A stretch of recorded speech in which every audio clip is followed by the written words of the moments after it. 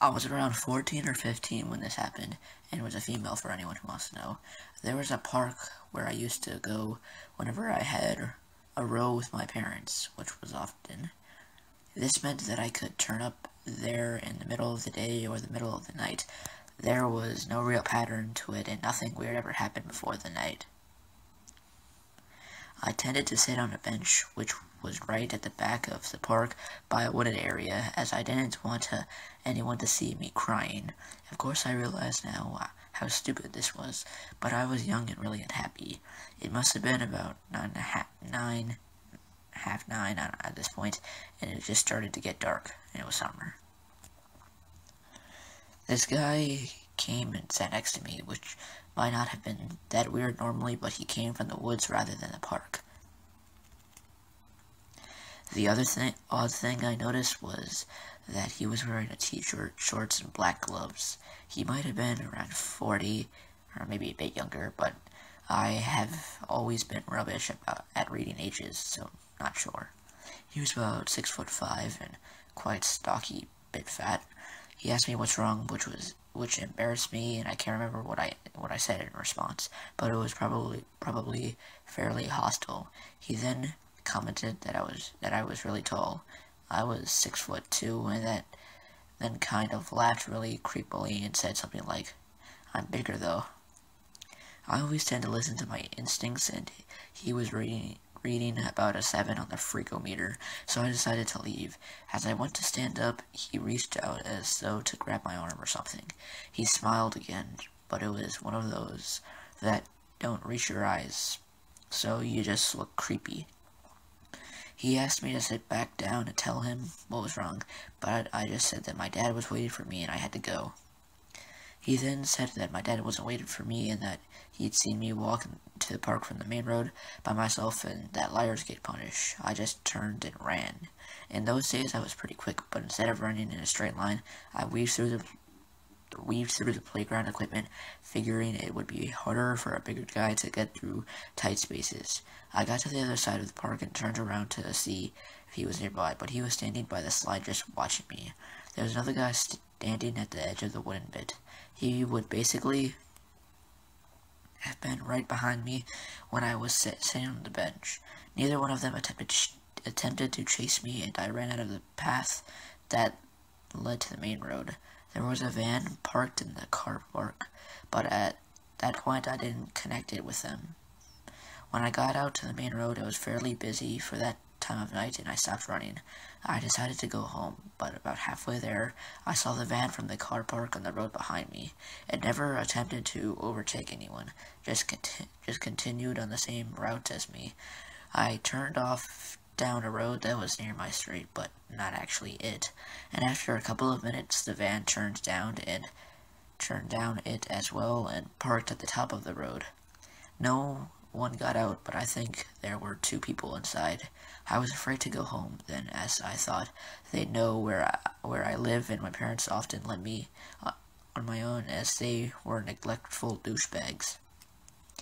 I knocked on the first door I saw, and thankfully an old lady answered. She took me inside and called the police. By the time someone came, the van was gone. They never caught either of the guys from that park. Not sure how hard they looked, as they hadn't specifically done anything, and I hadn't thought to take a note of the van license plate or anything like that. I still have no real idea what they had planned, or if they were just trying to freak me out. But the gloves in the van make me think it could have ended very, very badly.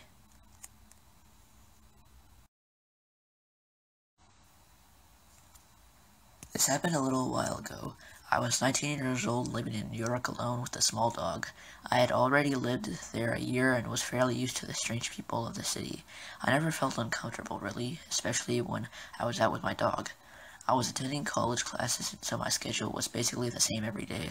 I would take my dog to the dog park at about noon daily and then would stay for 2 hours. Something you should know is New York City dog people are weird, and the dog park people tend to not respect basic social interaction rules. I had been going to this dog park same time almost daily for 2 months. I knew almost everyone there, yet there was always one old man with his two dogs that never talked to anyone. I actually liked this guy more than the other people. He minded his own business, and I never got any bad feelings about this guy. Until one day when he got up to leave the dog park, and on his way out started talking to me. I can't recall the entire conversation. All I know was I was very, very uncomfortable immediately. He told me a lot about himself and how he had a son about my age. He talked about his son a lot, telling me all of his accomplishments and how he never picked good girlfriends. I just assumed it was Dad, who was proud of his son and missed him a lot, and somehow the entire conversation turned to him trying to convince me that I should have children one day. He asked a few red flag questions, such as where I was living and whether or not I had a boyfriend. I lied, saying I lived with my dad and brother on the street a little way from where I actually lived. Although the interaction made me uncomfortable, I didn't think much of it. I had dealt with people like him numerous times in New York City, and the dog park was going to be closed the next week for renovation, so I wouldn't have to see him for a while. Now, there was another dog park I visited when my normal one was closed. However, this week I chose to just walk the dog around the city instead, so I wasn't visiting any of the dog parks in the area. A week later, my normal park is open, so I decided to go back, even though this man was in the back of my head. As I walk towards the gate, I see him. He immediately smiles and runs over. All I could think was, shit, this guy again. He tells me he has been looking for me all over the past week, and that he even checked my other dog park every day, waiting for me. Wait, how the fuck did he know about the other dog park I went to? Thank God I hadn't went there. He also tells me he walked down the street. I lied about living on an attempt to find me. At first I was polite, no need to piss off some random old creepy guy.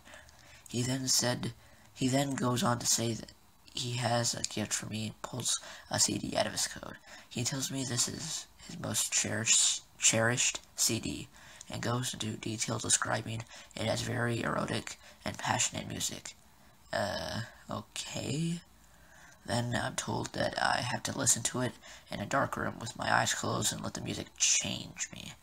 At this point, I'm pretty weirded out and decided it would be best to get out of the situation, but he just kept talking. He mostly focused on telling me about orchestra music, something I have absolutely no interest in, and made that pretty clear. But suddenly, he has yet another gift for me. He pulls out a note card with his name, cell phone number, and email on it, and then pulls out a second blank note card and asks the same of me. I told him that I could not give out personal information. He just gave me a cold stare for a minute, and explains that from where I said I lived, I had a bus that came by at a specific time. He told me to get on that bus Saturday, and that he would the same bus since it passed him, and we could go to an orchestra museum together. I rejected this idea completely. I explained I did not have time, nor did I feel comfortable doing this. Again, a blank stare for a minute. No words. I told him I was leaving now and to have a nice day. He then just whispered under his breath, I think I found my son's wife.